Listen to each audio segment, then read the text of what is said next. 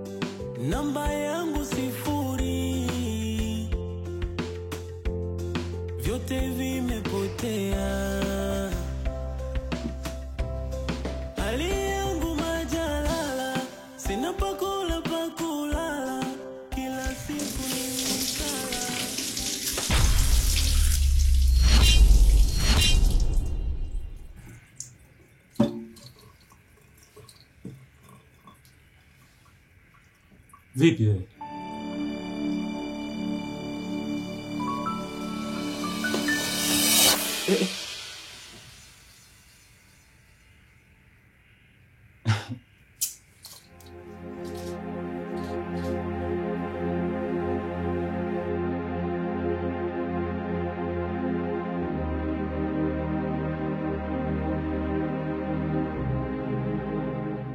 Ni kitu gani Kelvin anataka kutoka kwangu?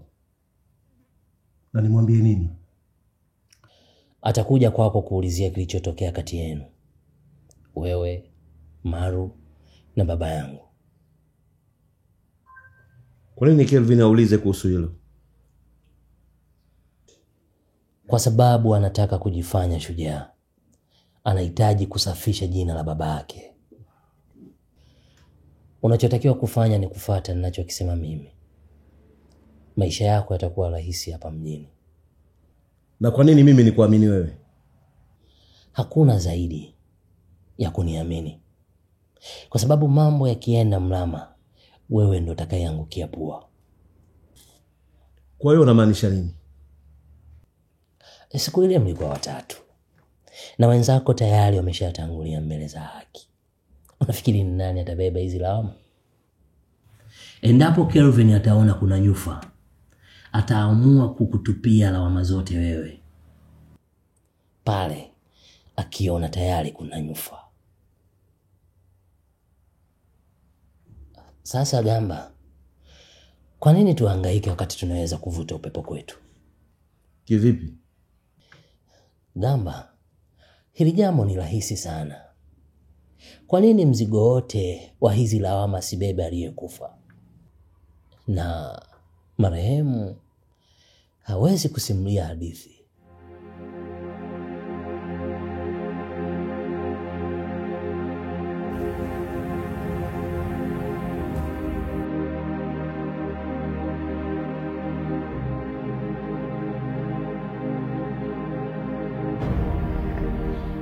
Oti, kuna jambo nataka unisaidie. Ulifanye kwa haraka sana. Ni jambo gani? Tayari Gamba yupo Ulaiani. Ninachohitaji ufanye kila njia Kelvin hapa juu alipo Gamba. Kwa nini umefikiria hivyo? Na maana yako ni nini ya kufanya hivyo pia? Hii ni njia mojawapo ya kumuini adui. Najua kwa yale maneno niliyomwambia Kelvin kuwa baba yake ndio chanzo cha kifo cha babangu. Kelvin kwa sasa atataka kutafuta ukweli, na ukweli wote ni lazima upate kwa Gamba, hakuna mtu mwingine. Kwa hiyo sasa, kama atakuwa hapa juu alipo Gamba, basi itamchukua muda mrefu sana kujua ukweli. Ninachohitaji mimi, fanya njia zote Kelvin hapa juu alipo Gamba, ni hilo tu. Sawa, sio wazo baya, lakini nachojiuliza mimi, nini hatima yake? Maana unajua tunaenda kuzalisha jambo lingine jipya hapa. Oti, ili ndo bao letu la ushindi, ndo goli pekee lililobaki kumuwini Kelvin. Mimi nitakachofanya, nitakutana na Gamba tena.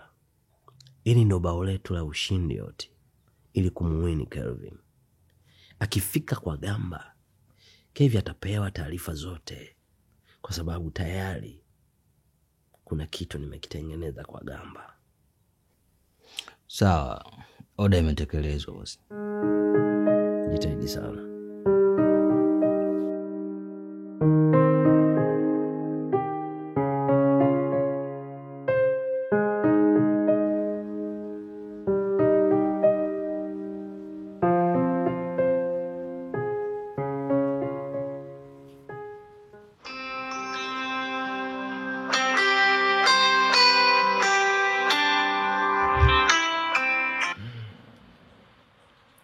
Boni.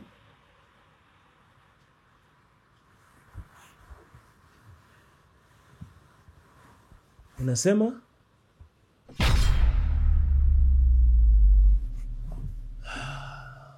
Okay. Sawa. Sawa, hakuna shida. Wewe endelea na mambo ya ofisini tu. Hayo mambo mengine tadili nao mwenyewe. Usiwe na wasiwasi. Kila kitu kitakuwa sawa. Sawa, hakuna shida. Asante. Haya. Nikishakuwa tayari, nitakupigia ili unipe maelekezo zaidi. Okay.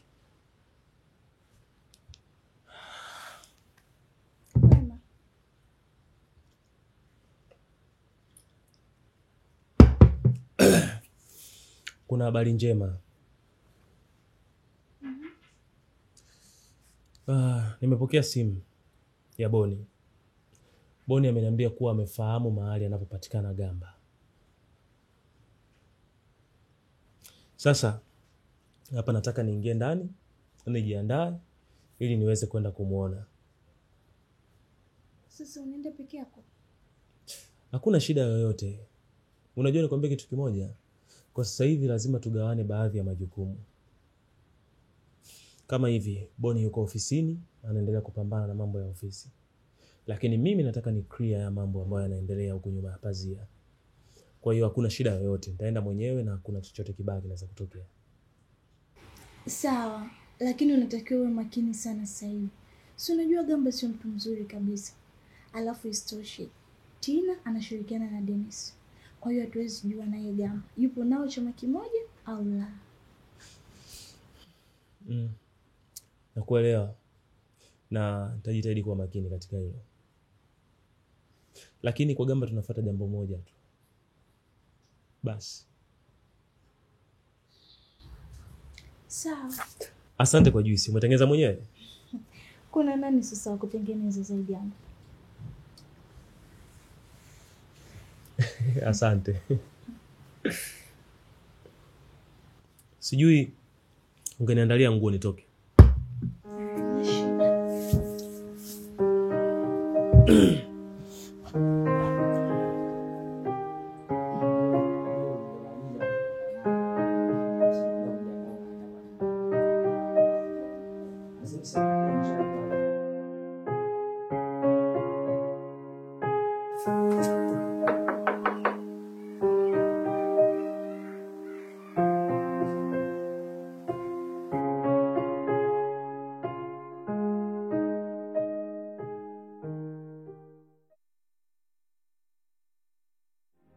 Jana wa Maru.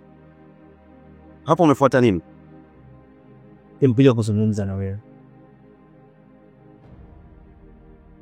Hauna ni jinsi gani Maru ameshindwa kumlea bwana. Yaani hauna heshima kabisa. Heshima inavunwa mzee. Na wewe umepoteza chembe zote za kupokea heshima kutoka kwa. Wewe binti yangu umenichukua na karudi nyumbani kwako. Na unakaa naye. Hiyo peke yake haitoshi kunipa mimi heshima kama mkoa. Unajua mimi sina muda wa kupambana na wewe. Nimekuja hapa nataka tuongee jambo moja muhimu. Sasa sijui utaruhusu nije ndani tuzungumze ama tutazungumzia hapa. Maana kokote tu ni sawa.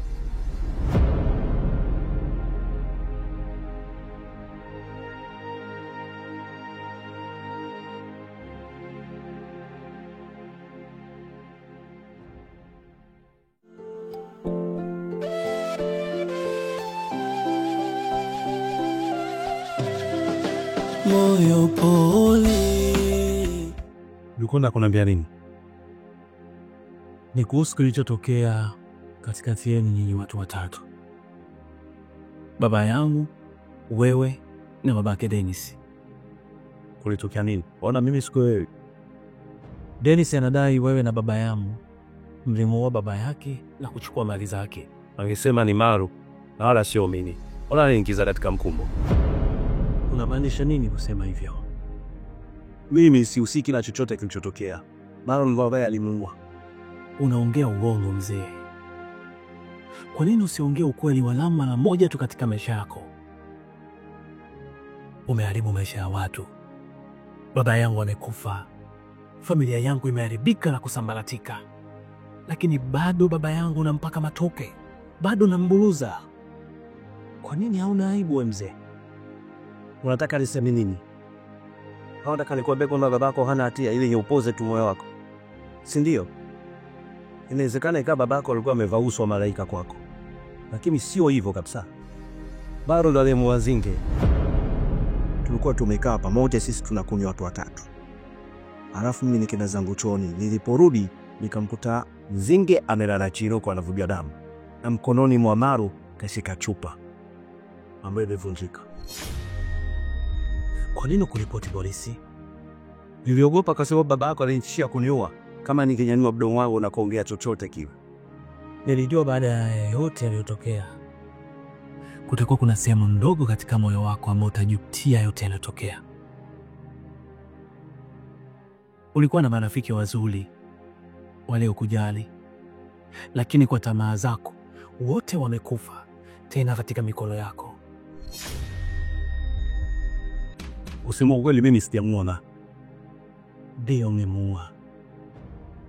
Amekufa kwa sababu ya msongo wa mawazo uliosababishwa na wewe. Kwa hiyo usikatai. Damu yake iko mikononi wako.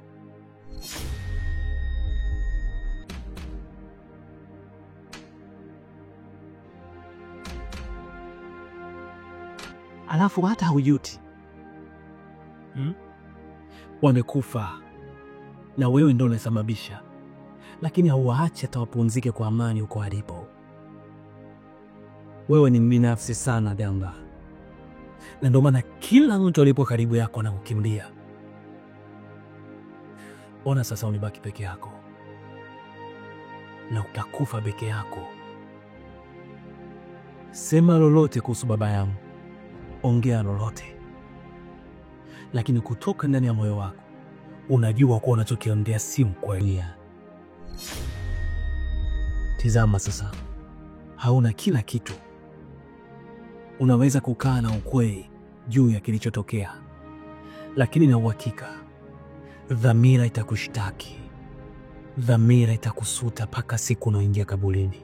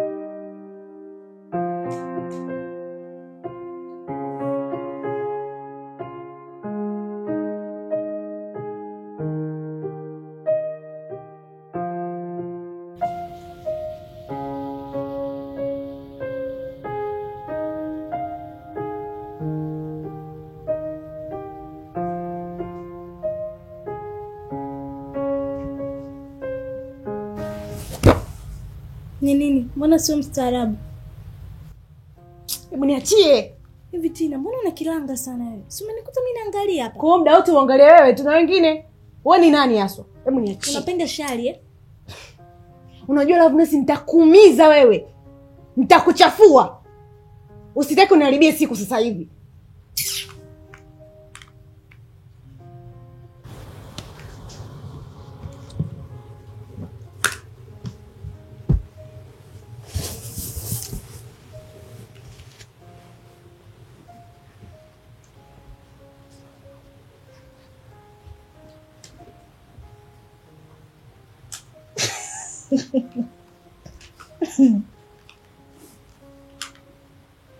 Vipi bwana, kuna nini? Huyu binti huyu ana shida kwa kweli. Kwani amefanya nini? Mambo yake tu ya kipuuzi. Tamweza.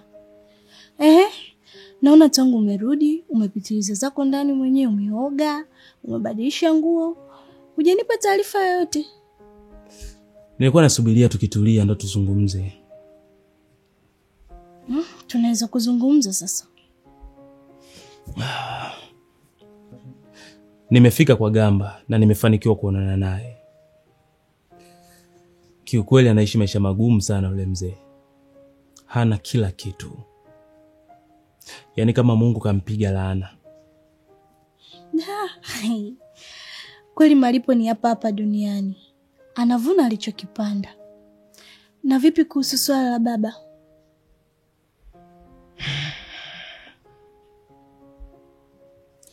Gamba inaonekana bado hana cha kujutia. Hajutii kabisa kwa yote ambayo yameshatokea. Yaani kiukweli kwenye hii dunia sijawahi kukutana na binadamu ambao hawana haya kama Gamba, Dennis na Tina. Hivi unajua Tina amerithi kila kitu kwa ule mzee? Hajutii kabisa. Anavyozungumza ni mtu kabisa unamwona anabumba maneno ya uongo, anatengeneza vitu vya uongo. Yaani mimi nilitegemea baada ya yote yaliyotokea basi ule mzee ataconfess. Atatubu. Atasema ukweli. Ukweli ambao utamfanya rafiki yake ambaye amekufa au yeye amemuua, ameshiriki kumuua, nafsi yake itapumzika kwa amani kule alipo. Lakini bado ule mzee anaendelea kumpaka matope baba yangu. Kwa hiyo amesemaje? Anasema kuwa Malu ndiye aliyemuua Zinge. Walikuwa sehemu wanakunywa, Gamba yake akaenda chooni. Wakati anatoka chooni akamkuta Zinge amelala kwenye meza, anavuja damu, na baba yangu ameshika chupa iliyopasuka mkononi.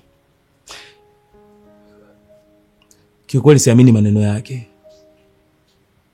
Eti anasema baba yangu alimtishia. Hivi kwa kutazama kwako, Malu alikuwa na kipi cha kuweza kumtishia Gamba? Hata tu kwenye maisha ambayo tumewakuta wanayaishi, ukiwatazama tu unajua nani jambazi. Unamjua kabisa nani jambazi. Unajua nikwambie kitu Kevi. Hauna haja ya kujieleza sana mbele ya adui yako. Kwa sababu hata uongee nini hawezi kukuamini.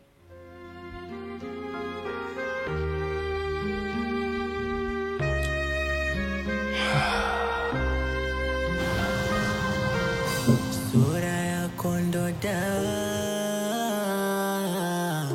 kwako mgonjwa vibaya. Sura yako ndo dawa. Leo nilienda hospitali.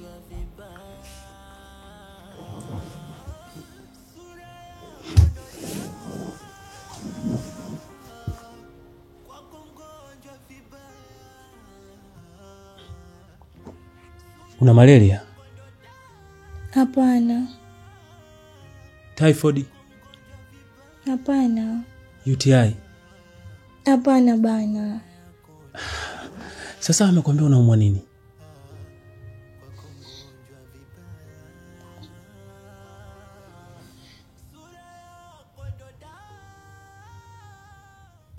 Nina mimba. Unasema? Dokta ameniambia ina miezi miwili.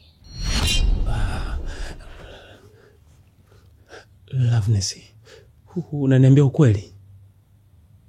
Ndiyo. Una mimba? Ndiyo. Kwani hivi Love kakwambia dokta mwenyewe? Ndiyo. Una mimba? Ndiyo. Mimba yangu mimi? Ndiyo. Sikiliza nikwambie, sawa eh? Sasa umenipa sababu nyingine ya kuendelea kupambana. Umenipa sababu nyingine ya kuendelea kupigana. Lakini mimi najisikia vibaya. Unajisikia vibaya kubeba mimba yangu? Loveness, nisikize kwa umakini. Hiki ni kitu ambacho mimi nilikuwa nakihitaji kuliko kitu chochote kile. Sio hivyo. Najisikia vibaya kubeba mimba nje ya ndoa. Nisikilize. Sawa. Tena nisikilize kwa umakini. Najua tumefanya makosa, lakini nakuahidi nitalisawazisha hili. Naenda kukuoa sasa. Naenda kukuoa Loveness. Unajua mimi umeona mimi hapa, sawa? Sasa hivi sitafanya shughuli yote, sitakuwa na mihangaiko mingi. Takuwepo nyumbani hapa. Nihakikishe na kulinda na kukutunza vizuri. Ili sasa mtoto wangu, mtoto wangu akue katika mazingira mazuri kwa tumboni. Au unaonaje? Au nikapike sasa hivi? Nikapike? Acha bana. Nifanyaje? Nitume chochote mimi nafanya. Sasa kama utabaki tu nyumbani jamani, mtoto wetu akizaliwa si atatukuta kwenye maisha magumu. Wewe sema unasahau kitu kimoja. Mimi ni baba. Ni jukumu langu kuilinda familia yangu, mtoto wangu, mke wangu. Na hivyo vitu vingine vidogo vidogo. Mimi mwenyewe naweza kujigawa. Mwili ukaepo nyumbani, akili ipo ofisini. Njoo hapa, njoo.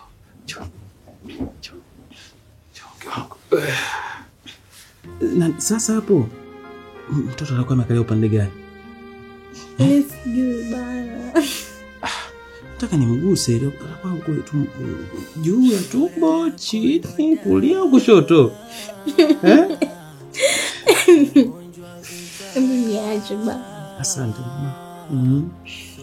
Yako ndo kwa kumgonjwa vibaya. Kuna series mpya imetoka inaitwa Chumba namba 17. Bana, ni bonge moja la series. Kama wewe ni mpenzi wa movie kali, series kali za kusisimua, hakikisha hii haikupiti. Series hii inapatikana kwenye application ya Soga. Nimekuwekea linki kwenye description. Hakikisha una download application and then una enjoy the movies.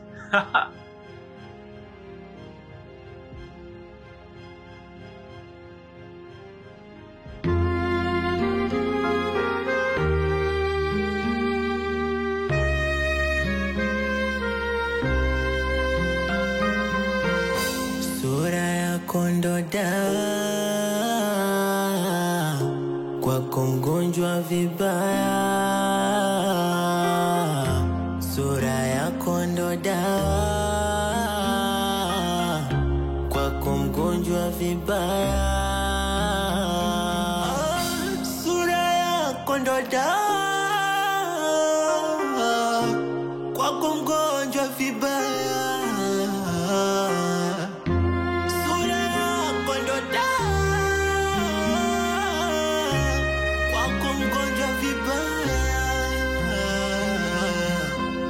Sura yako ndo